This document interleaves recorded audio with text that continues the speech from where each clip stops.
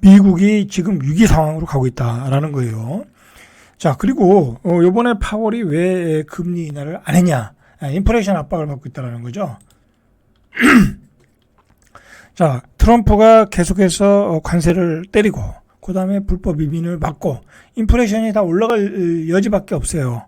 그리고 지금 CPI도 다시 상승 하락세를 멈추고 상승 추세로 약간 돌았어. 2.65 돌았어요. 그러니까 더 이상 떨어지질 않아. 그런데 연준이 생각하는 거는 한 2.0까지잖아요. 그죠? 연준이 생각할 때는 더 떨어져야 되는 거예요. 그러니까 금리를 멈춰 놓은 거죠. 그죠? 멈춰 놨다.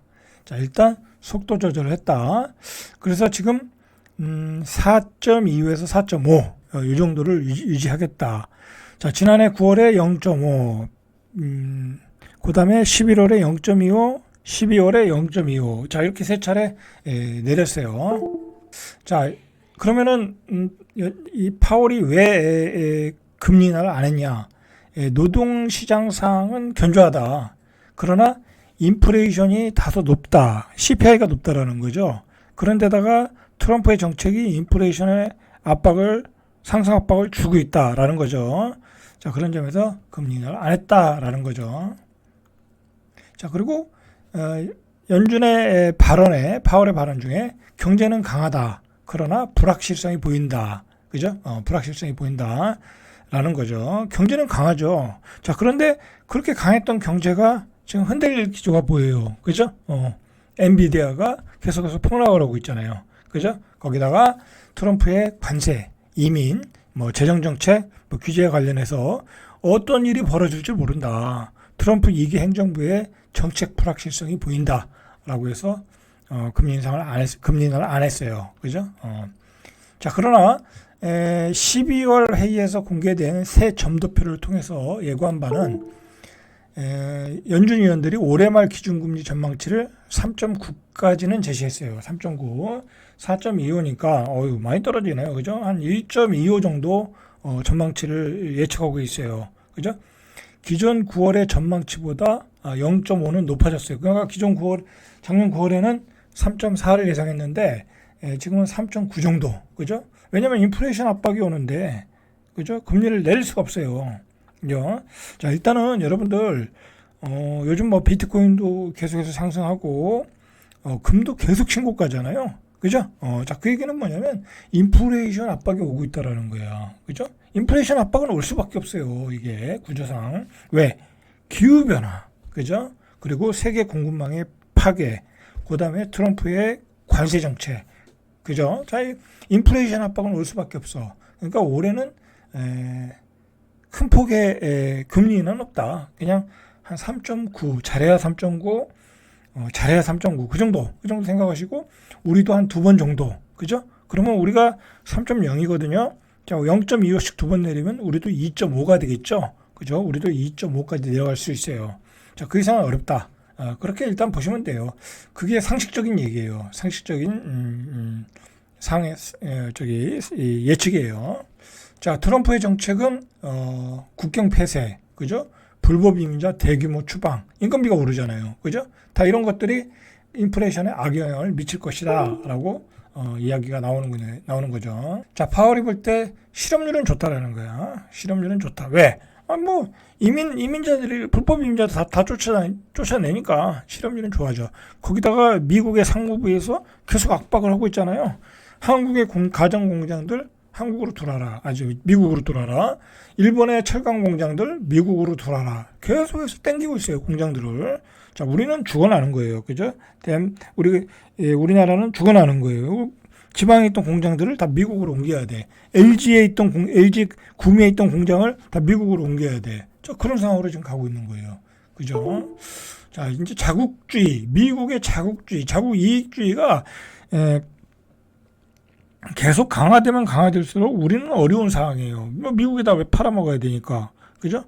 자, 내수는 계속해서 불황해요. 그러면, 그래서 이제 모건 스탠리, JP 모건 이런 데서 계속해서 나오는 게 우리 GDP의 전망치가 1.5 이하잖아요. 잘해야 1.8이고, 1.5라는 얘기는 우리는 마이너스 성장으로 간다라는 거예요. 그죠? 왜냐면 임금 상승률이 3%인데, GDP 성장률이 1.5라는 건 마이너스잖아요. 그래서 자영업이 안 되는 거예요. 그죠? 자영업이 안 되고, 자영업이 안 되면 어떻게 되겠어요? 부동산 가격도 올라갈 수가 없죠. 그리고 지방 경제도 굉장히 힘들어질 수 있고, 그러면 건설사들 줄줄이 올해도 부도가 날 수밖에 없고, 그죠? 굉장히 어려운 상황이다. 그러니까 한국은행 총재도 올해 금리를 미국이랑 차이가 있음에도 불구하고 내릴 수밖에 없다. 그죠? 내릴 수밖에 없다. 그래서 2월에는 내린다고 그래요. 2월에 문제는 이게 금리를 내렸을 때 2.5가 되는 거잖아요. 우리가 자, 여러분들 제가 이제 한 가지 팁을 말씀드리면 우리가 이제 2.5가 되잖아요. 금리가 그러면은 예대 금리가 3%도 안 될 가능성이 많아요. 그러면 예대 금리가 2.75 아니면 2.5 그렇게 되거든요. 그러면 또 돈을 가진 사람들이 또 들썩거릴 수 있어. 들썩거릴 수 있어요. 자, 여러분들 그때 팔고 싶은 상품들 다 파시면 돼. 그동안 안 팔렸던 것들. 뭐 아파트를 팔고 싶으면 팔고, 투자했던 지식산업센터 팔고 싶으면 세팅해서 파시고, 상가도 또 파셔야 될 분들이 있으면 파시고. 자, 그렇게 계획을 세우셔야 돼. 그죠? 그게 마지막 기회다. 그죠? 왜냐면 예금금리가 2.7이야. 근데 내 상가는 한 3.5가 나와. 그럼 팔리죠. 그죠? 그때가 마지막 기회다. 그 마지막 기회를 잘 이용을 하시기 바래요. 그리고 우리가 또 금리를 내릴 수밖에 없는 상황이 지금 기업들, 그죠? 뭐 우리 대기업도 마찬가지예요. 지금 석유화학, 그다음에 철강 가동률이 떨어졌잖아요. 그리고 적자가 나기 시작했어요.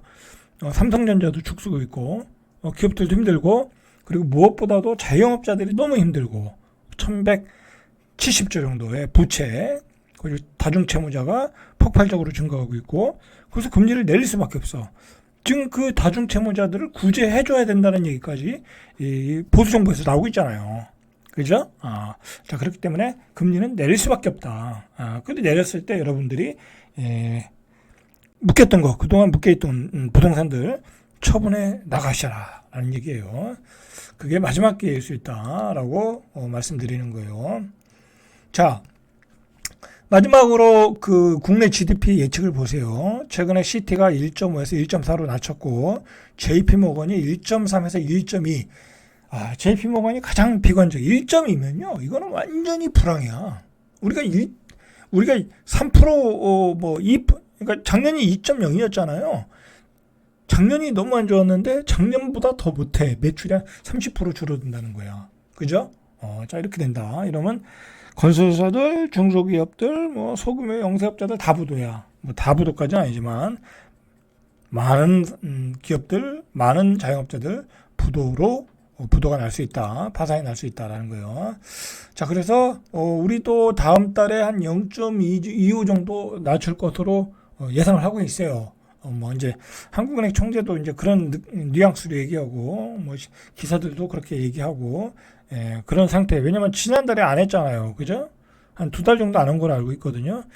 자, 여러분, 인플레이션 압박이 오고 있는 거예요. 그러니까 금리는 많이 오르진 않아. 내리질 않아. 인플레이션 압박이 오더라도 내리지 않아. 그러니까 올해도 계속해서 인플레이션이 오는 거예요. 인플레이션은 오고, 그 다음에 내수 경기는 안 좋고, 그죠? 굉장히 이제 우리는 올해 경기는 더 힘든 상황이야. 그죠? 그러니까 요즘 사람들이 아예 부동산에 관심이 없어요. 그죠? 아예 관심이 없어요. 자, 오늘은 여기까지. 절대값TV의 명품 PD, 한 PD였습니다.